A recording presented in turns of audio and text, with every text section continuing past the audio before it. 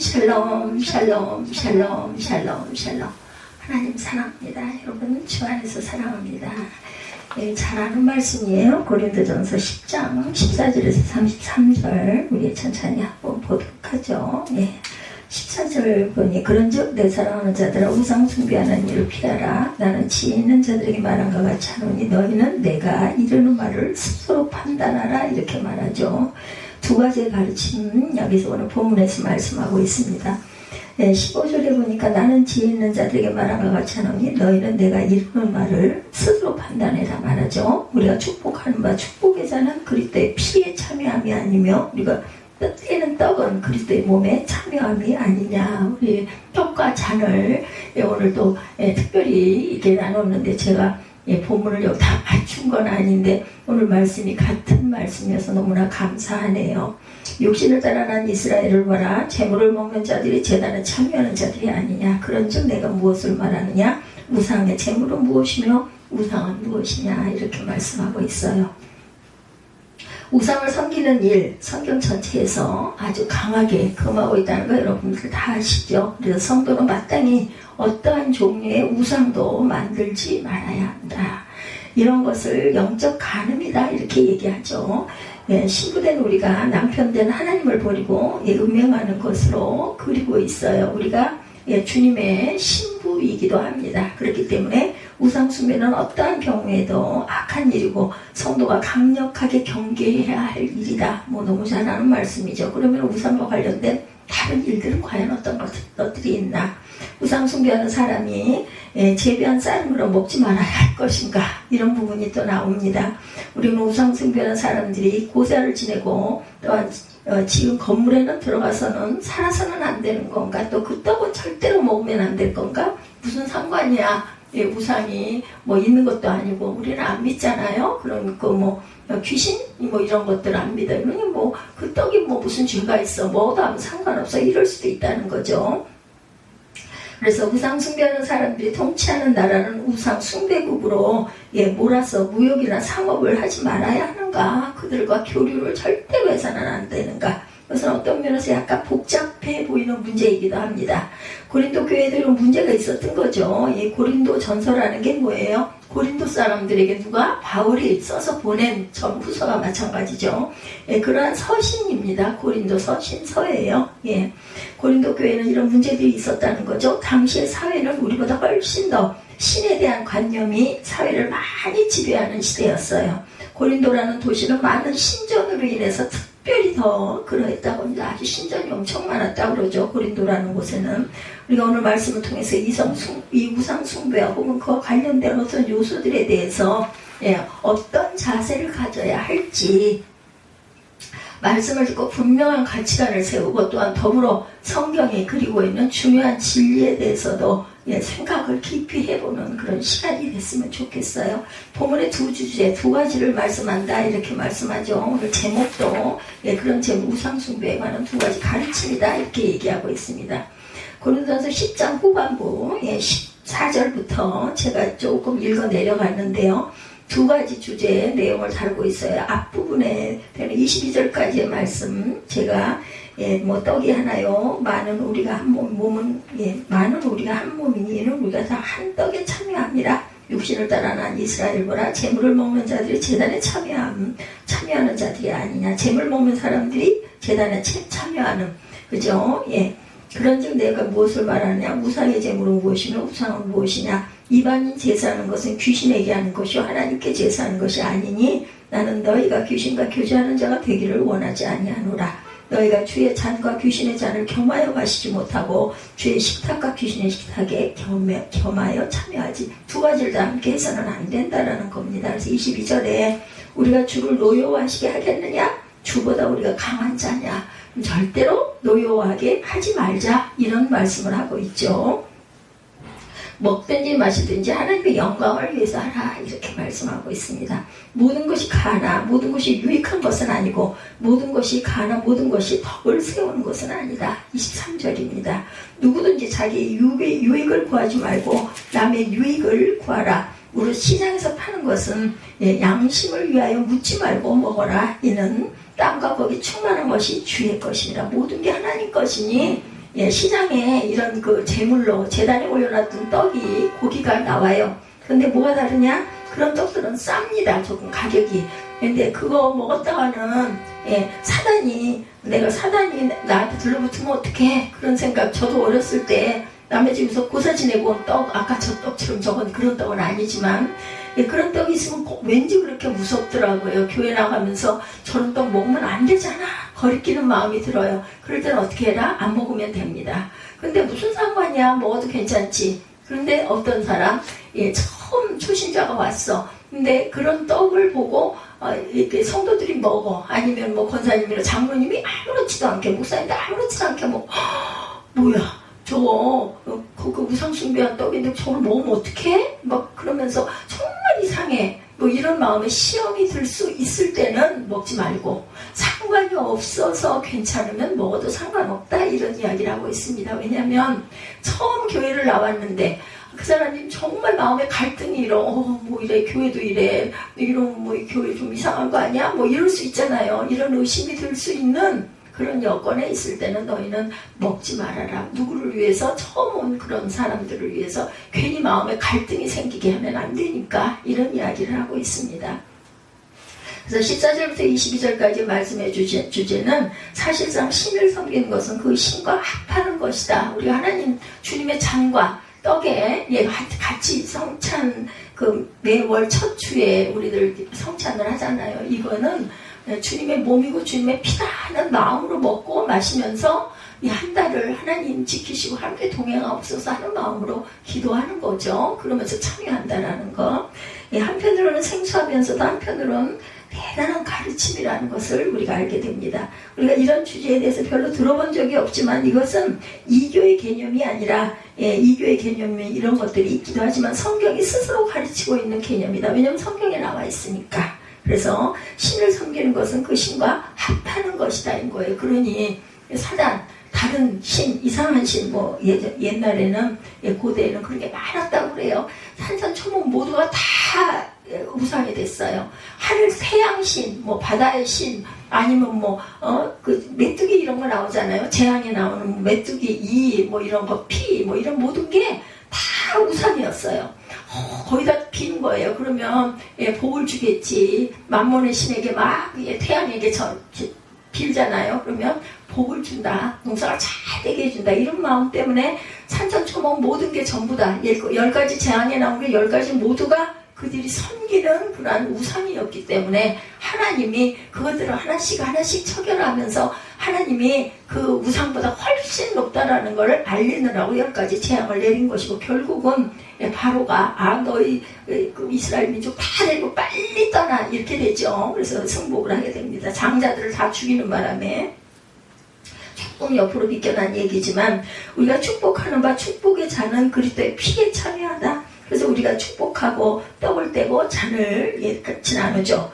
그래서 항상 이 떡은 주님의 몸이요, 이 떡은 주님의 피입니다. 이렇게 고백을 하고, 제가 직접 우리 교회만 있는 그러한 하나의 그 의식, 이렇게 함으로 있어 내 입술로 한 번 더 고백하고 참여하면 그냥 나눠주는 걸 그냥 먹고 마시는 것보다는 훨씬 의미도 있고, 그 시간에 또 기도할 수 있고 마음의 감동도 있을 수 있고, 조금 부담이 될 수도 있지만 억지로는 아닙니다. 근데 우리는 성도들이 많지 않기 때문에 이렇게 모여서 어떻게 보면 특혜라고 생각을 하시면 돼요. 근데 그게 너무나 부담이 되고 나 어떻게 해야 될 바를 모르겠고 나 너무 좀 이상해, 힘들어, 이런 경우는 그냥 빠지면 돼요. 그냥 자리에 앉아서 마음으로 기도하거나 성경을 보고 계셔도 됩니다. 그래서 제가 오늘 예제에게 그냥 그렇게 그게 힘이 들면 자리에 앉아있어 단 먹을 때는 나와서 떡과 잔을 기도하면서 먹자, 제가 이렇게 얘기를 한 거거든요. 오늘 찬양도 제가 많이 줄였어요. 힘들어하니까 건강에 문제가 있기 때문에 일단 그렇게 했습니다. 떡이 그리스도의 몸에 참여합니다. 잔이 그리스도의 피에 참여함이라 해서 성찬의 떡과 포도주란 단지 주님의 몸과 피일 뿐, 성도 편에서 적극적인 참여가 기대되는데 우리가 항상 말씀을 잘 보고 여기서 우리가 성도의 참여라는 주제만 나타나는 것이 아니라는 거. 그래서 하나님과 사람의 연합이 사실상 그려져 있고, 우리는 마음으로 그걸 믿고 구하고 먹고 그죠? 말씀으로 인해서 주님이 내 안에 나와 함께 한 달을 잘 가실 거야. 이런 마음의 기대를 가지고 성찬을 드리는 거죠.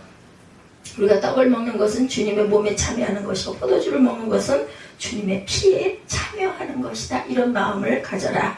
예, 그래서 여기서 참여라는 단어는 코이노니아입니다. 코이노니아 여러분들 많이 들어보셨죠? 교제예요. 교제. 예, 원어로. 그러니까 포도주가 그리스도의 피에 참여하는 것이다. 떡이 그리스도의 몸에 참여하는 것이다. 코이노니아.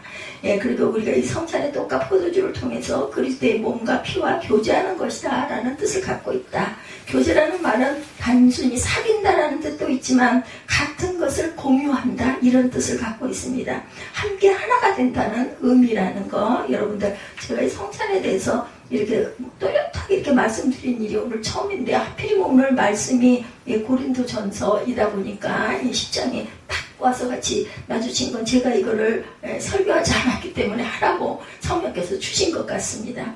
16절에 성찬의 모습은 성도가 떡을 떼고 포도주를 받음으로 그리스도의 몸과 피에 함께 참여한다. 거기에 들어가서 하나가 되는 모습을 그리고 있죠. 16절 말씀 다시 한번 볼까요? 10장 16절 우리가 축복하는 바 축복의 자는 그리스도의 피에 참여함이 아니며 우리가 떼는 떡은 그리스도의 몸에 참여함이 아니냐. 잘 읽어야 돼요. 아니라는 게 아니라 참여하는 것이라는 뜻이죠. 묻는 의문형으로 되어 있습니다. 떡이 하나고 많은 우리가 한 몸이니 이는 우리가 다 한 떡에 참여함이라. 그러니까 성도들은 하나라는 거예요. 각자 몸을 갖고 있지만 교회 안에서 성도는 하나라는 거. 떡도 하나라는 거. 피도 예수의 피도 하나라는 거. 잔은 따로따로 먹고 있지만 예전에는 어떻게 했어요? 성찬해가지고 떡이나 빵을 이렇게 바구니에 담아가지고 다들 떼어 먹었어요. 이렇게 필요한 만큼. 근데 요즘엔 그냥 하나씩 잘라가지고 이렇게 나누어 먹는 그렇게 하죠. 그래서 항상 우리가 성찬을 예로 들었던 성경 이어지는 18절에서 육신을 따라 난 이스라엘의 예에 대해서 유대교의 예를 들고 있습니다. 육신을 따라 난 이스라엘을 보라. 재물을 먹는 자들이 제단에 참여하는 자들이 아니냐. 그런즉 내가 무엇을 말하느냐. 우상의 재물은 무엇이며 우상은 또 뭐냐. 여기서 바울이 이렇게 질문형으로 계속해서 물음표로 나오고 있습니다. 재단에 참여라고 할 때 참여 역시 또한 코이노니아에서 나온 말이라는 거. 재단에 참여하는 사람이 누구예요? 뭐 목사 아니면은 뭐 집사 공개하는 많은 사람들이 재단에 참여하는 것이죠. 또 어떻게 보면 이 모든 게 우리 모두가 다 참여하는 것이라는 이야기입니다. 구약 성경의 제사에서 제물을 드린 후에 제물을 먹는 제사장. 그렇죠?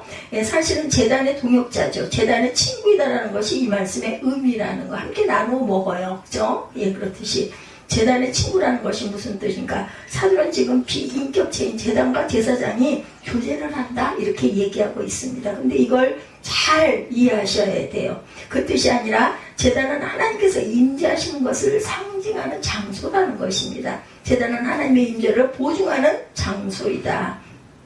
그 장소라는 뜻이 바우어입니다. 바우어 원어로. 따라서 제사장이 제단의 친구라는 말은 사실은 제사를 통해 제사장은 하나님과 친구가 된다. 동격이 된다라는 이야기인데 어때요? 그 대신 깨끗하지 않은 정결하게 자신을 깨끗하게 하지 않은 제사장이 가서 의식을 행하려고 하면 거기서 죽어요. 죽어서 그 지성소에 들어갔다가 안 나와. 1년에 한 번 대제사장만 들어갈 수가 있는데 그러면 발목에다가 방울을 달고 들어갑니다. 그 안이 깊기 때문에 그 안에는 아무도 안 들어가고 대속을 가서 대신 받는 거예요. 1년에 한 번씩. 근데 예수 그리스도가 오심으로 그게 휘장이 찢기고 없어졌죠.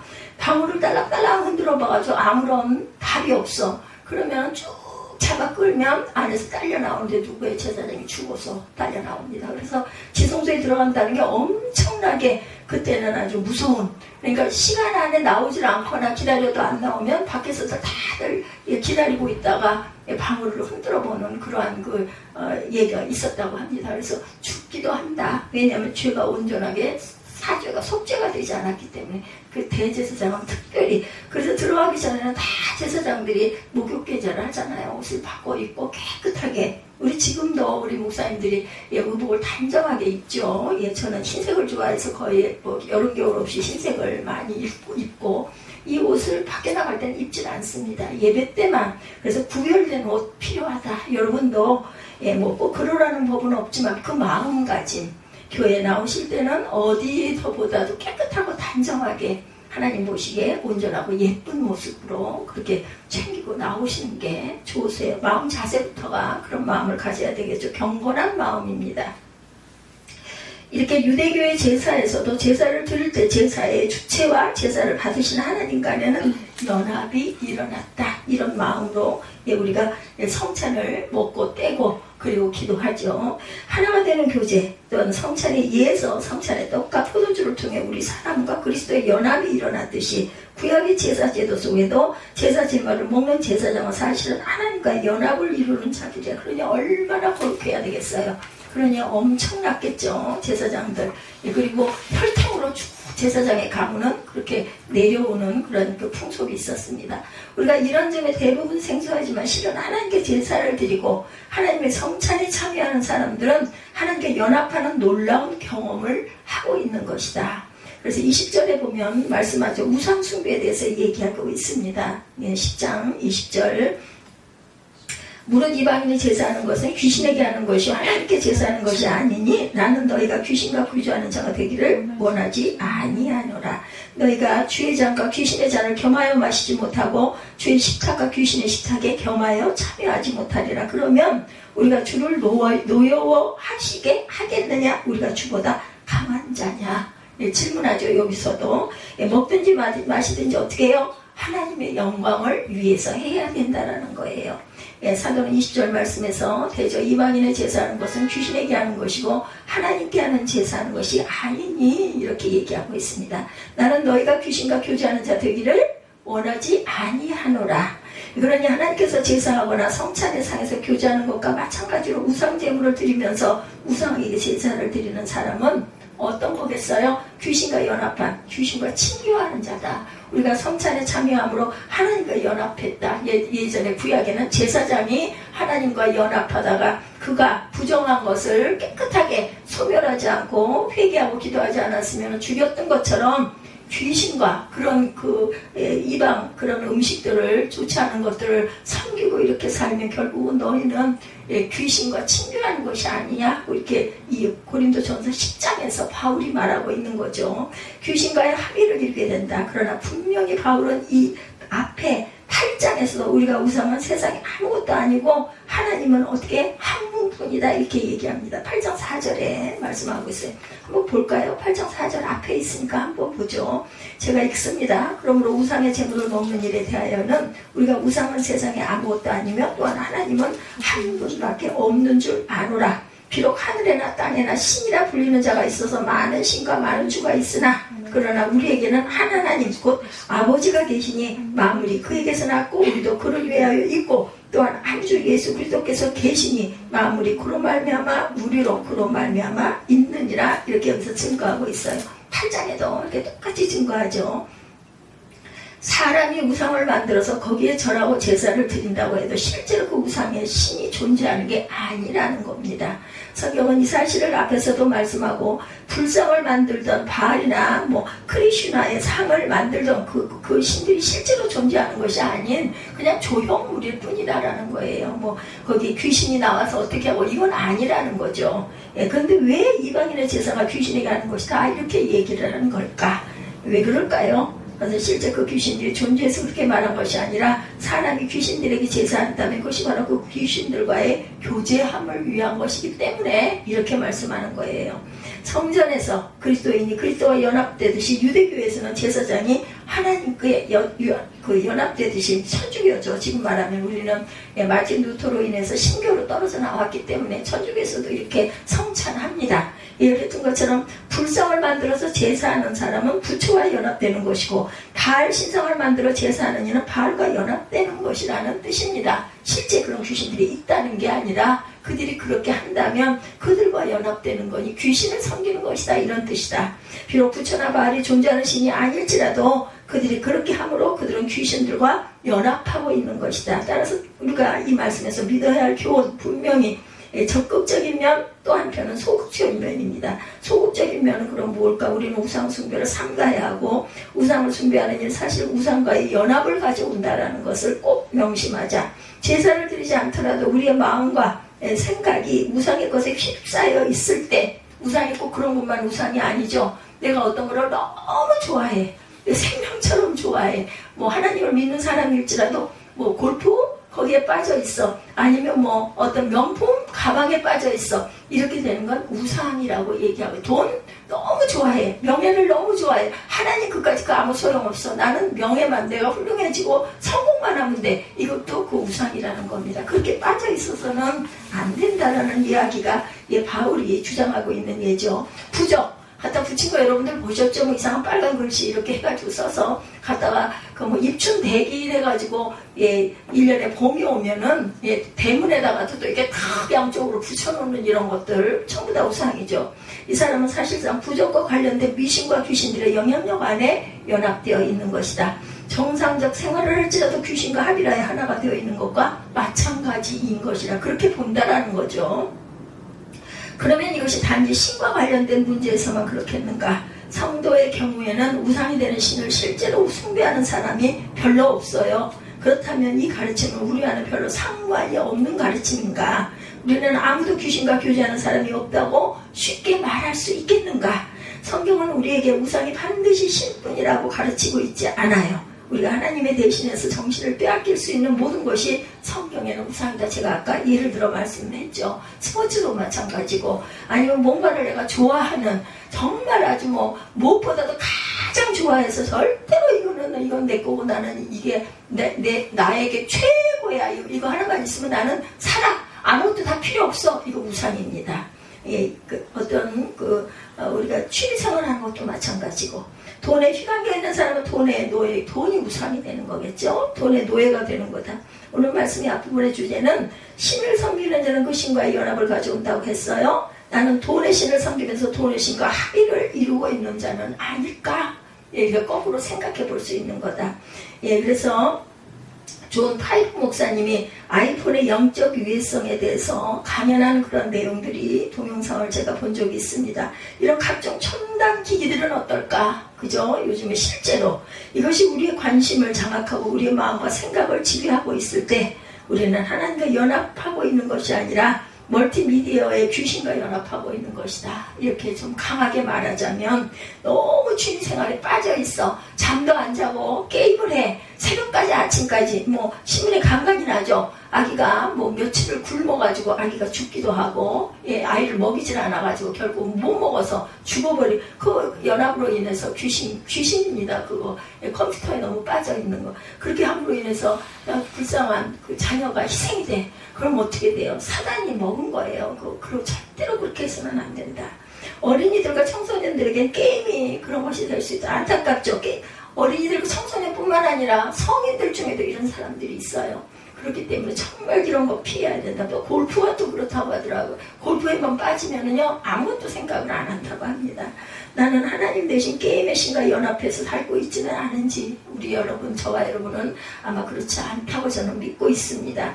혹시 마음 안에 내가 아무 정신이 없고 그것만 막 이렇게 파고들고 있어. 혹시 내가 이런 게 빠진 건 아닐까? 한번 되돌이켜 보시고 너무 치우치지 않도록 노력하십시다. 하나님보다 우상이 내 마음을 장악하고 있어서 내 마음이 마치 하나님 아닌 다른 신과 다른 어떤 것과 합의하고 앉으나 서나 자나 깨나, 우리 연애할 때 어때요? 그 사람 좋으면 뭐 앉으나 서나 자나 깨나 노래가 다 있을 정도로 그렇잖아요. 그런 상태에 뭔가가 내가 몰두하고 있는 게 있다. 그렇다면 이게 내가 여기 너무 중독되지 말도록 하자. 이런 마음을 가져야 된다는 거. 하나님보다 우상이 내 마음을 장악하고 있어서 내 마음이 마치 하나님 안에 다른 신과 합의를 이루고 있는 사람이 되어 있지는 않은가. 물건에 대한 탐욕은 또 그렇죠. 무언가를 사고 싶으면 견딜 수 없어 하고 미칠 듯이 갈망하는 것은 우상숭배, 무력이라는 신과 합의하지 말아야 될 것이다. 21절에 말씀 우리에게 뭐라고 가르쳐? 너희가 주의 잔과 귀신의 잔을 겸하여 마시지 못하고 주의 상과 귀신의 상에 겸하여 참여하지 못하리라. 당연한 거죠. 이해하시죠, 여러분들? 우리의 연합은 하나님과의 연합이어야 하는데 이것을 성경은 겸하여 참여치 못한다. 그 이스라엘 백성들이 그랬어요. 안 믿은 게 아니야. 그들이 하나님께도 예배하고 우상에게도 우상 숭배를 했습니다. 양쪽으로 했어요. 그 의식 그대로. 왜? 그렇게 하면 부유하게 잘 산다. 그리고 농사가 아주 잘 된다. 풍요의 신에게 항상 바알에게 빌었던 거죠. 그런데 하나님께도 예배를 드려서 하나님께도 제단을 올렸습니다. 그렇게 하지 말아라. 겸하여서 섬길 수가 없다. 그리고 이 말씀에서 알아야 할 적극적인 면도 있는 거, 소극적인 면이 귀신과 연합하지 말자는 정도라면 적극적인 면은 특별히 성찬을 통해서 우리가 믿게 되는 생각입니다. 우리가 성찬의 놀라움에 대해서 우리가 항상 아까도 제가 언급했듯이 소극적인 면 외에도 성찬이 하나님과 연합을 이루는 도구라는 사실을 이 말씀을 통해서 아니었을 때도 여러분도 다 알고 계실 거예요. 우리가 교회를 창립을 하고 지금까지 성찬이 빠진 적이 없었기 때문에 다 알고 계실 겁니다. 개혁학자들이 로마 교회의 화채설이나 루터의 공제설만 부인했을 뿐 아니라 츠빙글리의 기념설도 부인한 이유를 우리가 잘 생각해 봐야 되겠다. 이런 거 저런 거 다 필요 없어요. 성찬 외에 어떤 것도 이런 의식으로 해서는 안 된다라는 겁니다. 성찬이 떡과 잔을 함께 하는 거, 그게 뭐예요? 성찬 아닌 보통 때 점심 예배를 드리고 끝나서 점심을 같이 하는 것도 그러한 예찬이라고 하죠. 서로 대화하는 거예요. 주변에 일 얘기하고 기도 제목도 나오고 어떤 문제도 또 서로 나누면서 식사를 하면 식사가 주가 아니라 서로 나누기 위해서 식사를 같이 하는 게 거기까지가 예배라는 거죠. 그래서 거기에 그리스도의 몸이 실제로 물리적으로 하는 뜻은 아니라 함께 계시지 않는다라는 거. 기념세를 떡과 포도주는 사실은 주님의 몸과 피가 아니에요. 실체는 아니죠. 그리스도의 몸이며 피이기 때문에 마음으로 이 성찬을 하고 있는 것이지 그게 정말로 주님의 몸이고 피는 아니에요. 그건 하나의 상징적으로 그렇게 우리가 의식을 행하면서 가는 것이다. 이래서 성찬은 우리에게 그리스도께서 우리와 진짜 연합한다는 것을 보여주는 놀라운 사건인 것. 그것을 하면서 우리가 마음을 한 번씩 추스르고 내가 한 달 동안 주님과 함께 동행했나 아니면 아무 생각 없이 내 일에 빠져서만 그냥 그렇게 살다가 내가 주일날 교회로 왔나 주일에 일주일에 한 번씩 우리가 만나니까 한 번만 만나서는 안 되겠지만 바쁘다 보니까 주일날은 꼭 들어오시잖아요. 이걸 잘 생각해봐라. 그래서 항상 우리가 분토만도 못한 우리 인간 분토라는 거 뭔지 아시죠? 한 줌의 흙입니다. 그리스도와 연합 그리스도와 합한다. 얼마나 놀라운 사건입니까? 그리스도가 오셔서 돌아가심으로 뭐가 생겼어요? 부활절. 그죠? 그래서 사순절이 제가 언젠가부터 슬프지 않다 이렇게 설명을 제가 마음에 그런 감동이 왔기 때문에 왜? 우리는 부활의 영광에 참여하는 자들이기 때문에 우리의 생명이 영원하다. 땅에서만 사는 게 아니라 우리가 돌아가면 정말 영원한 삶을 살아야 되고 그러기 위해서 항상 하나님께 기도하고 나를 점검하고 돌아보는 것이 아닐까. 우상 제물과 형제 사랑에 대해서 함께 나눠봅니다. 이어지고 있는 말씀은 우상 제사에 드려진 제물에 관한 성경적 대답. 앞부분에서도 사도가 우리에게 알려주고 있는 대단한 중요한 요점은 우상의 제사상에 함께하는 것은 귀신을 섬기는 것이고 귀신과 교제하는 것이므로 삼가해라 이렇게 말하죠. 그러므로 성도는 절대로 우상과 교제하는 일을 하면은 안 되고 그 우상의 상에 올려졌던 제물을 먹는 문제에 대해서는 그건 별개입니다. 저는 그렇게 생각해요. 내 마음에 거리낌이 있으면 안 먹는 것이고 아무 상관없어. 아니면 누군가가 초신자가 왔는데 어머 저 목사는 제사상에 올려둔 거 아무렇지도 않게 저렇게 먹어. 그렇게 그런 눈으로 바라보려 치면 그 성도를 위해서 안 먹어주는 게 맞다라는 겁니다. 먹는다고 귀신이 없는데 사실은 귀신도 아닌데 하나의 의식인데 아무 상관이 없다는 거죠. 근데 남에게 그것이 영향이 갈 수 있다면 안 먹겠다. 그래서 바울은 그랬어요. 고기도 평생 안 먹어도 좋다. 어떻게만 한다면 내 형제자매가 예수만 믿게 된다면 내가 평생토록 고기도 맛있는 것도 안 먹겠다 이런 이야기를 합니다. 25절 첫 번째 먼저 무릇 시장에서 파는 것은 양심으로예요. 묻지 말고 먹으라 이렇게 얘기하고 있죠. 25절 봅니다. 네. 24절에 보니까 누구든지 자기 유익을 구하지 말고 남의 유익을 구하라. 무릇 시장에서 파는 것은 양심을 위하여 묻지 말고 먹으라. 이는 땅과 거기 충만한 것이 주의 것임이라. 모든 게 다 하나님 것이니까 시장에서 파는 거 아무 생각하지 말고 먹어라. 싸다고 해서 이거 제사 드린 것인데 거리낌 있으면 그냥 좋은 거 좀 비싸게 사더라도 사 먹으면 되고, 아니면 이거 나쁜 거 아니야? 이런 생각 들면 먹어도 괜찮다라는 얘기입니다. 27절에 불신자 중 누가 너희를 청할 때 너희가 가고자 하거든 너희 앞에 차려놓은 것은 무엇이든지 양심을 위하여 묻지 말고 먹어라. 누군가가 음식을 차려놓고 식사하십시다 하고 초대를 한다면 먹어라. 28절에 누가 너에게 이것이 재물이라 말하거든 알게 한자와 그 양심을 위하여 먹지 말아라. 내가 말한 양심은 너의 것이 아니고 남의 것이니 어찌하여 내 자유가 남의 양심으로 말미암아 판단을 받으리요. 만일 내가 감사함으로 참여하면 어찌하여 내가 감사하는 것에 대하여 비방을 받으리요. 이렇게 말씀하고 있습니다. 우상에 올려졌던 재물 먹는 것 문제에 대해서는 그것으로 인하여 누군가가 그걸로 시험이 되게 하면은 먹지 말되 먹어도 상관은 없다. 말씀해 보시면 우상제물과 관련된 문제들에 의해서 세 가지 원칙을 제시하죠. 25절에 첫 번째 원칙은 무릇 시장에서 파는 것은 잘 그냥 먹어도 된다. 당시 시장에서 파는 고기들은 전부 신전에서 제물로 바쳐준 후에 나오는 것들이었기 때문에 그 시대에는, 그렇죠. 지금은 뭐 그런 게 없지만 본질적으로 말하자면 시장에서 파는 고기는 모두 우상에게 드려졌던 고기였다. 그래서 이것이 우상제물인가라는 문제를 제기하면서 어떤 고기도 먹을 수 없었던 당시 현실이었는데, 바울 사도는 첫 번째 원리로 시장에서 파는 것은 묻지 말고 먹어라. 두 번째 원칙은 27절이죠. 불신자 중 누가 너희를 청하며 너희가 가고자 하거든 거기 앞에 무엇이든지 차려놓은 것은 양심을 위해서 묻지 말고 먹어라. 비록 그것이 우상제물로 바쳐졌던 고기라 할지라도 그것을 내준 사람의 그런 성도의 사람에게 먹은 것으로 내어주었다면 그것이 우상제물로 사용되었던 고기일지라도 아니지도 묻지 말고 그냥 먹어라. 두 번째 원칙에 이어지는 것으로 28절에 그렇게 초대를 해서 불신자의 집에 가게 되었는데 만약 초대한 사람이 너에게 이것이 재물이라고 말하거든 알게 한 자와 양심을 위하여 먹지 말라. 이렇게 말하면 세 번째 경우가 달라요. 두 번째 원칙과 마찬가지로 똑같이 우상제물로 사용됐던 고기를 내놓더라도 그것을 말없이 내줄 때는 먹고 이거 우상제물이에요 하고 내놓거든 먹지 말라는 이야기를 합니다. 그걸로 인해서 시험 들까 모르니까 왜 누가 상대방이 예수 믿으면서도 그 재단에 올렸더니 그냥 막 먹네 뭐 저런 게 다 있어 이럴 수도 있다는 거죠. 그러니까 알 수 없으니 먹지 말라는 거. 성경은 이렇게 주인이 이것이 우상제물이라는 것을 말해 주었을 경우에는 그것을 먹지 말라고 말씀합니다. 원리는 무엇일까요? 이 세 가지 행동 규칙들이 우리에게 가르쳐주는 원리가 무엇일까?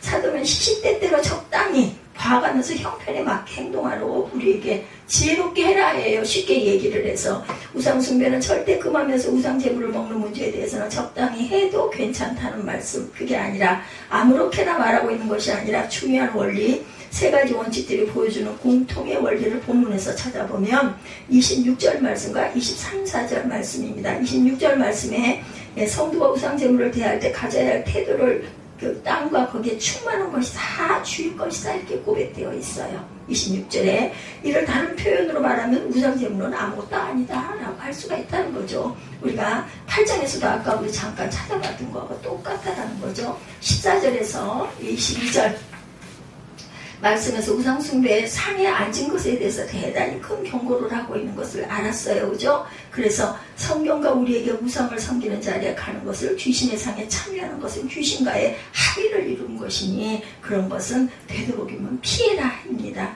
거기에 올려진 재물에 대해서는 그것은 믿음대로 해라. 단 누군가가 그것으로 인해서 시험당할 것 같으면 먹지 말아라입니다. 우상에게 드려졌건 말았건 재물을 먹어도 되는 이유는 땅과 거기 충만한 모든 것이 다 누구의 것? 하나님의 것이기 때문이다. 이것이 성경의 가치관입니다.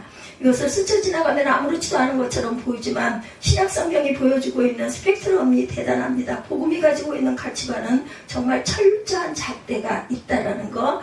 예수님 시대에만 해도 수많은 사람이 이러한 하나님의 정확한 기준을 오해했기 때문에 제멋대로 행한 경우들이 많았다. 대표적으로 바리새인들의 율법주의를 보면 그들은 손이 깨끗이 씻기고 율법에 정한 부정한 음식을 먹지 않는 것이 하나님의 의도를 정확하게 헤아리는 것이다. 이렇게 그들이 이해를 했는데 우리가 오늘 성경 봉독 시간에 읽어보면 본문에서 예수께서는 뭐라고 말씀하세요? 정결법을 따라 부정한 음식을 먹지 않으려고 하는 바리새인과 서기관들을 향해서 입으로 들어가는 것은 배로 들어가 뒤로 나가므로 입으로 들어가는 것이 사람을 더럽게 하는 것이 아니라 입에서 나오는 것, 악한 생각, 악한 말 이런 것들이 사람들을 더럽힌다 이렇게 말하고 있습니다. 주께서 해석하신 바에 의하면 하나님께서는 제정하여 주시는 음식법의 규례는 음식 자체가 더럽고 귀한 것이 있는 것이 아니라 사실은 사람의 마음이 하나님 앞에 정결케 되도록 하기 위한 방편일 뿐이다. 우상제물을 다시 한번 생각합니다. 왜 하나님께서 우상에게 제사 드리는 행위를 그렇게 심하게 금하시면서 우상제물은 아무것도 아니라고 이렇게 말씀하실까? 제물을 먹는 행위가 아무것도 아닌 것이고 실제 사람에게 중요한 것은 우상을 섬기지 않는 그것이 어떤 제물이냐 어떤 부산물을 금하는 것이 아니라는 거예요. 우리가 잘 이해하셔야 됩니다. 그래서 우상제사에 참여하지 않는 것과 우상생물을 먹는 것은 같은 견지에서 생각하면 안 된다. 우리가 만들어낸 행위야 외면적인 것에 집착된 그릇된 규정일 뿐 하나님의 뜻이 아니다. 우상제물 먹는 것은 오히려 우리는 그런 것들을 모두 포용하면서 우상제물은 아무것도 아니라 하면서 우상에게 제사 드리는 행위를 귀신과 교제하는 것을 상고하는데 더욱 마음을 쏟아야 하겠다. 이걸 소화를 못할 경우에는 안 먹는 게 낫습니다. 23, 4절에 모든 것이 가하지만 모든 것이 다 유익하고 덕을 세우는 것이 아니니 자기 유익을 구하지 말고 남의 유익을 구하라. 남이 어떨 것인 것을 잘 생각해서 하랴. 우상숭배의 자리에 단호한 사람에게 우상제물이 아무 의미가 없기 때문에 이 사람에게 진짜 중요한 기준이 되는 것은 오히려 사람이 된다. 그를 만난 사람, 그를 지켜보는 사람, 그를 초대하는 사람들, 그 사람들을 사랑하는 하나님의 기준이 그런 행동을 좌우하는 열쇠가 된다. 시장에 파는 것은 그냥 먹어라. 초대한 사람이 우상제물로 쓰였던 고기를 내놓을지라도 그 사람을 위해서 그냥 받아 먹어라. 그러나 초대한 이가 그 사실을 알려준다면 그 사람의 마음을 생각해서 먹지 말아라. 앞에서도 이 사실을 우리가 다시 한번 들었지만 이 문제 때문에 어때요? 식물이 내 형제를 실족하게 한다면 뭐라고 그래? 제가 아까 말씀드렸죠. 나는 영원히 고기를 먹지 않겠다. 그 사람이 믿음에서 떨어지게 된다면 그러면 나는 고기를 평생 안 먹어도 좋다. 내 형제에 대한 배려가 우선이라는 거죠. 이럴 때 23, 4절의 말씀은 우리가 우상숭배 제물로부터 자유로울 때 우리를 지배하는 진정한 기준은 형제의 사랑임을 말씀하고 있습니다. 사랑밖에 없어요. 사랑이 사람을 살리기도 하고 사랑 없음이 사람을 죽이기도 한다는 것입니다. 오늘 우리는 우상숭배에 관련하여 두 가지 사실을 들었어요. 첫째는 성도는 결코 우상을 섬기는 자리에 나아가서는 귀신과 연합한 자리에 나아가서는 안 된다는 강력한 금지. 둘째는 그러나 성도는 동시에 불필요하게 귀신을 얽매여서 가치관에서 행위 준칙들을 얽매여 있지는 말아라. 자유롭게 하되 내 사랑하는 이웃들이 그걸로 인하여서 시험 들게 되면 그것을 하지 않는 게 많다. 맞는다. 가장 강력하게 하나님을 사랑하는 마음을 나타내면서도 사람을 사랑하고 자유롭고 부드러운 마음을 가진 저와 여러분들이 되시라는 이러한 권면의 말씀입니다. 오늘 말씀이 조금 길었어요. 그죠? 이게 중요한 말씀이기 때문에 제가 열심히 여러분들에게 이해를 돕기 위해서 읽어도 드리고 설명도 드렸습니다. 우리 결단하시고 기도하시고 축도로 예배를 마치도록 하겠습니다.